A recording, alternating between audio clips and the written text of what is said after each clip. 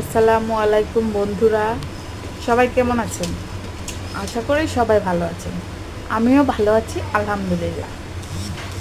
আজকে আমি কাঁকড়া রান্নার রেসিপি আপনাদের সাথে শেয়ার করব। প্রথমে দেখে যান, আমি কাঁকড়াটাকে গরম পানি দিয়ে পরিষ্কার করে ধুয়ে নিয়েছি। এরপর গরুর গোশের ভিতরে যত রকম মশলা দেওয়া প্রয়োজন সব কিছু আমি ব্লেন্ডারে পেস্ট করে নিয়ে মশলাটাকে কষিয়ে নিয়ে কাঁকড়াগুলো ঢেলে কষানোর জন্য ঢেকে দিলাম। এরপরে এটাকে আবার সুন্দর করে নেড়ে চেড়ে পুরো পানিটা শুকিয়ে নিতে হবে।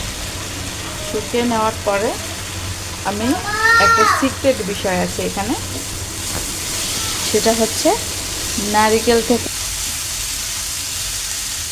নারিকেল থেকে রস বের করছি।